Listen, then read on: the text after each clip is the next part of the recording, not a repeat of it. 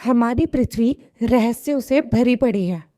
ऐसी ही एक जगह है हमारी पृथ्वी पे, जहाँ से जो भी इंसान या ऑब्जेक्ट गुजरता है तो वो गायब हो जाता है। गायब का मतलब समझ रहे हैं ना? मतलब बिल्कुल लापता। नमस्कार दोस्तों, मैं गिन्नी ढोंडियाल आज आपको इस मिस्टीरियस जगह के बारे में बताने जा रही हूँ, जहाँ पहुँचते ही इंसान या कोई भी ऑब्जेक्ट ना तो आगे जा पाता है और ना ही वापस आ पाता है। चलिए ज़्यादा सस्पेंस ना रखते हुए आज की वीडियो को शुरू करते हैं। ये जगह नॉर्थ अटलांटिक ओशन के वेस्ट रीजन में है। यूएस के स्टेट्स फ्लोरिडा से लेकर प्यूर्टो रिको आइलैंड और बरमुडा के बीच में है। अब क्योंकि ये तीनों मिलकर ट्रायंगल बनाते हैं, इसलिए इसका नाम रखा गया बरमुडा ट्रायंगल। इस बरमुडा ट्रायंगल के बारे में लोगों को पहली बार एक मैगजीन से पता चला था। इस बरमुडा ट्रायंगल में ये होता था कि कोई भी शिप, कोई भी प्लेन यहाँ से गुजरता तो वो गायब हो जाता। इस ट्रायंगल के आसपास पहुंचते ही कंपास, रेडियो और वो सब ऑब्जेक्ट जो हमें हमारा रास्ता दिखाने में मदद करते हैं, सब इसके पास पहुंचते ही काम करना बंद कर देते हैं।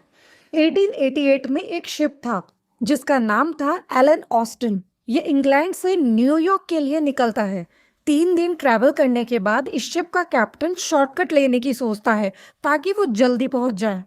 अब जो ये शॉर्टकट था, ये बरमुडा ट्रायंगल के पास से गुजरता था। जब ये बरमुडा के पास पहुंचने वाले होते हैं तो इनको कुछ दूरी पर एक और शिप दिखती है। कैप्टन इस शिप से कनेक्ट करने की कोशिश करता है, ये सोच के कि क्या पता इस शिप में कोई फंस गया हो, लेकिन वो कनेक्ट नहीं कर पाता। फिर वो अपने कुछ टीम के मेंबर्स को शिप में भेजता है हेल्प करने के लिए, लेकिन वहां जाके सब शॉक हो जाते हैं क्योंकि वो पूरी शिप खाली थी। ना कोई कैप्टन था, ना कोई क्रू थे और ना ही कोई पैसेंजर। कोई इंसान उसमें नहीं था और उस शिप की बाकी सब चीजें एकदम सही सलामत थी।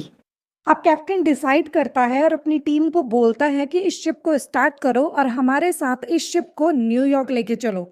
उनकी टीम अपने कैप्टन की बात पे एग्री करती है और शिप स्टार्ट करती है न्यूयॉर्क ले जाने के लिए। लेकिन जैसे ही वो शिप स्टार्ट करते हैं, एक तूफान आता है और वो शिप और उसमें बैठे सभी टीम मेंबर्स गायब हो जाते हैं। अब कैप्टन थोड़ा डर जाता है जब वो ये देखता है कि उसकी टीम के सभी मेंबर्स गायब हो गए हैं। तो वो सीधा वहां से निकलने का डिसीजन लेता है और न्यूयॉर्क चले जाता है। नेक्स्ट डे ये स्टोरी सब जगह वायरल हो जाती है। एक और शिप था जिसका नाम था मैरी सेलेस्टीन। इसको 7 नवंबर 1872 को न्यूयॉर्क से इटली के लिए निकलना था। इस शिप में भी बहुत सारे लोग थे और जैसे ही ये शिप बरमुडा ट्रायंगल के पास पहुंचती है, ये पूरी शिप पैसेंजर और बाकी सभी लोगों के साथ गायब हो जाती है। इसको बहुत ढूंढने की कोशिश भी की जाती है, लेकिन ये कहीं नहीं मिलती। लेकिन 1 महीने के बाद 4 दिसंबर 1872 को ये शिप बरमुडा ट्रायंगल के पास तैरता हुआ दिखता है। अब जिनको ये शिप दिखता है वो इन्फॉर्म करते हैं और रेस्क्यू टीम वहां आती है। और रेस्क्यू टीम जब शिप में पहुंचती है तो देखती है कि पूरी शिप में एक भी इंसान मौजूद नहीं था। बाकी पूरी शिप सही सलामत थी, लेकिन उस शिप का एक भी इंसान उसमें नहीं था। इसके बाद 5 दिसंबर 1945 को 5 फाइटर प्लेन्स का एक ग्रुप नेविगेशन और कॉम्बैट फाइटिंग की ट्रेनिंग के लिए फ्लोरिडा से निकलता है। इस ग्रुप को नाम दिया गया था फ्लाइट 19। इस ग्रुप में सब ट्रेनी थे और एक सीनियर लेफ्टिनेंट था जिसका नाम था चार्ल्स टेलर। इनकी ट्रेनिंग का रूट था कि ये फ्लोरिडा से निकलेंगे, उसके बाद चिकन रॉक नाम की जगह पे ये बॉम्ब ड्रॉप करेंगे, उसके बाद ग्रैंड बहामा पे जाके वापस फ्लोरिडा के बेस पे आ जाएंगे। उस पर्टिकुलर टाइम पे मौसम एकदम क्लियर था, लेकिन जैसे ही ये लोग निकलते हैं उसके 2 घंटे बाद ही मौसम खराब हो जाता है और इसके लीडर चार्ल्स टेलर वापस लौटने का डिसीजन लेते हैं। अब चार्ल्स टेलर वापस जाने के लिए कंपास निकालते हैं तो देखते हैं कि उनका कंपास काम नहीं कर रहा है। फिर वो बाकियों के कंपास देखते हैं तो किसी का भी कंपास काम नहीं करता है। ग्राउंड लेवल की टीम जब इनको ट्रैक करती है तो समझ जाती है कि ये किसी प्रॉब्लम में फंस गए हैं। तो ग्राउंड लेवल की टीम फ्लाइट 19 को ढूंढने के लिए एक और एयरक्राफ्ट भेजती है, लेकिन थोड़ी दूर जाने के बाद वो एयरक्राफ्ट भी गायब हो जाता है। लेकिन उस एयरक्राफ्ट जो फ्लाइट 19 को ढूंढने गया था, इसका लास्ट मैसेज ये था कि यहाँ पे 100 फीट की ऊंचाई पर कुछ जलता हुआ दिख रहा है। और इस लास्ट मैसेज के बाद ये एयरक्राफ्ट भी गायब हो जाता है। क्रिस्टोफर कोलंबस की बुक में भी लिखा है कि जब वो यूरोप से निकल के बर्मुडा ट्रायंगल के पास पहुंचे थे, तब उनके कंपास ने काम करना बंद कर दिया था और वो रास्ता भटक गए थे। कोलंबस ने अपने हर ट्रैवल का जिक्र अपनी बुक में किया है और बर्मुडा के बारे में उन्होंने ये लिखा था कि यहाँ कंपास काम नहीं कर रहा है और कैंडल की तरह रोशनी आसमान से गिर रही है। अच्छा, एक आदमी ऐसा भी है जो बर्मुडा ट्रायंगल में सरवाइव करके वापस आया है। इनका नाम है ब्रूस जेरनॉन। ब्रूस बहामास से फ्लोरिडा रेगुलर ट्रैवल करते थे। करीब 1.5 घंटा लगता था बहामास से फ्लोरिडा ट्रैवल करने में। लेकिन एक बार ये बर्मुडा ट्रायंगल पे 10,000 से भी ऊपर फीट से प्लेन उड़ा रहे थे। अचानक से बहुत सारे बादल इनके प्लेन के आसपास आ गए। अब जैसे जैसे ब्रूस अपना प्लेन आगे बढ़ा रहे थे, ये क्लाउड्स और ज़्यादा लग रहे थे और प्लेन के सब इंस्ट्रूमेंट खराब हो गए थे।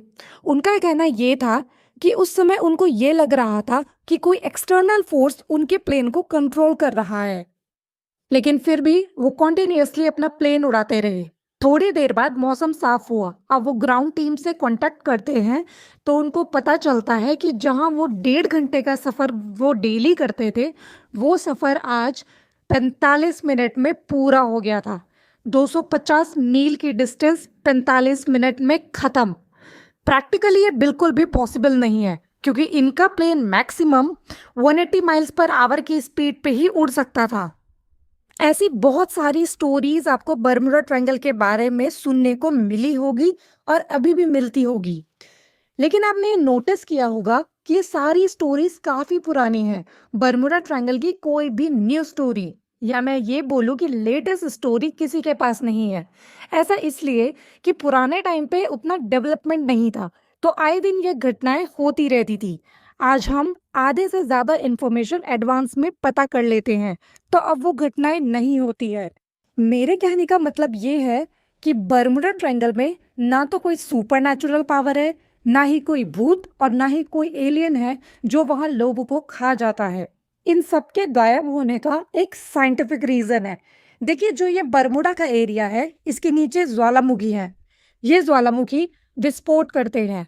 जब भी ज्वालामुखी विस्फोट होता है, कुछ जहरीली गैसेस जैसे कि मीथेन इसमें से निकलती है। मीथेन जब भी पानी से मिलता है तो पानी की डेंसिटी को एकदम घटा देता है। डेंसिटी घटने के कारण समुद्र के उस एरिया में कुछ भी तैर नहीं पाता है। तैर नहीं पाता है मतलब जो भी उस एरिया में होगा वो डूब जाएगा। दूसरा कारण ये है कि बर्मुडा के आसपास के एरिया में छोटे छोटे समुद्री पहाड़ हैं।